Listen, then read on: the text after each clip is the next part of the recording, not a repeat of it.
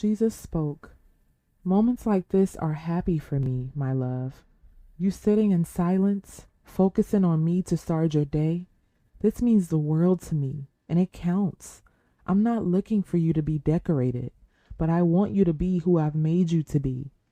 Religious stipulations have truly warped the minds of my children and has made it harder for them to connect to me because they believe all these man-made rules that I never created and how they believe they should approach me. I'm not who I've been made out to be. Approach me and you'll see.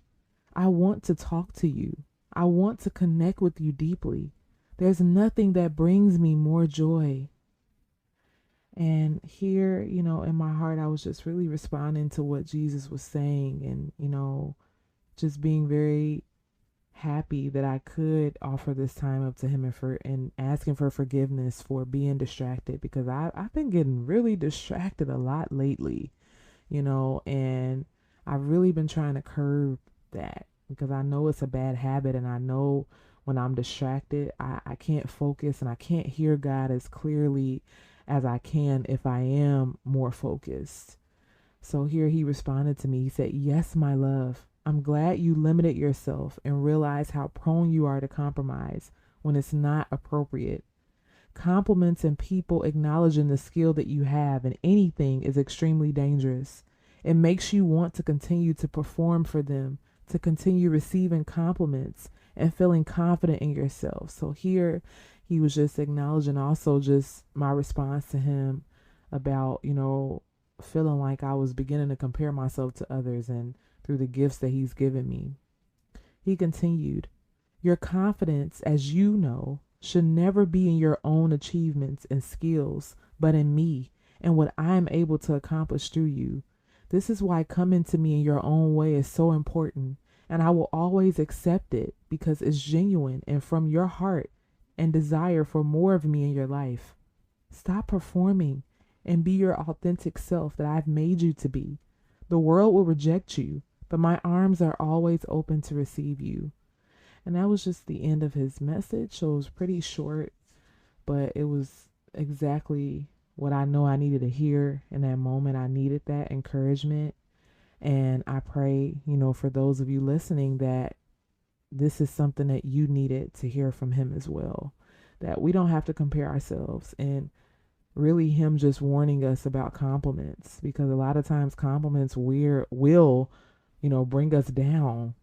And even though we may think, oh, it's not a bad idea to, it's not a bad thing, I'm sorry, to receive a compliment, and in hindsight it doesn't seem that bad, but we have to also look at the spiritual aspect of things. So in the natural, compliments aren't a bad thing, but in the spiritual, when we receive compliments, what happens is we begin to have the deep desire to perform. And this is what Jesus is saying. When people compliment us, then we develop the desire to continue to do things so that we get more compliments, right? And, and that's really just us wanting to be more acknowledged by people, especially if you are rejected a lot. If someone compliments you on anything, then, there's just a part of you that wants to keep doing things to keep getting those compliments because you want to keep feeling good. You don't want to continue to be in that space where it's like, well, people reject me. People don't, accept what I'm saying, or they don't accept me. So now someone's complimenting me, so I need to keep that energy going, right? I've struggled with that, because of the position that God has me in now. I have been facing a lot more rejection, a lot more pushback, and it's not comfortable. Of course, it's not supposed to be, but we should never aim to be well liked by anybody because everyone is on the same level in God's eyes. We're all flawed human beings who are in need of the grace and mercy of Jesus every single day because the Bible says that we fall short of his glory.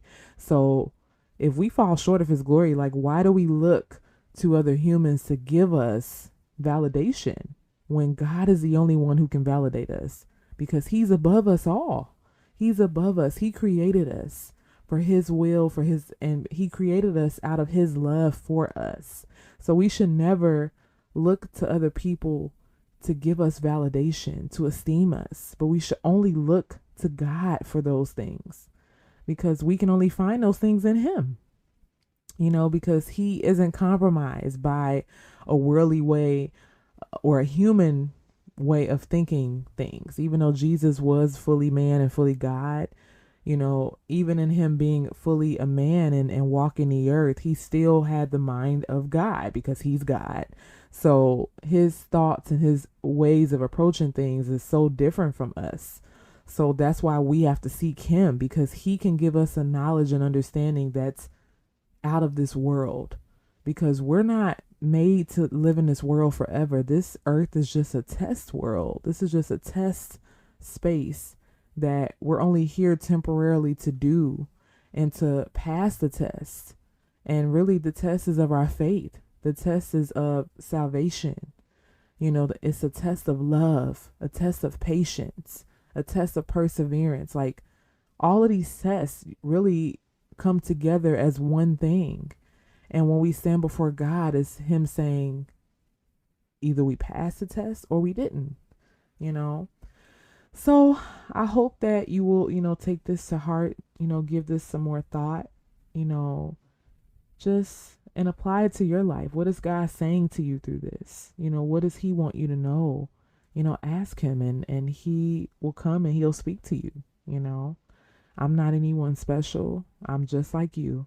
I'm a flawed human being who is in need of Jesus and His grace and mercy every single day. There's not a day that goes by that I don't need the grace and mercy of Jesus, because I fail a lot.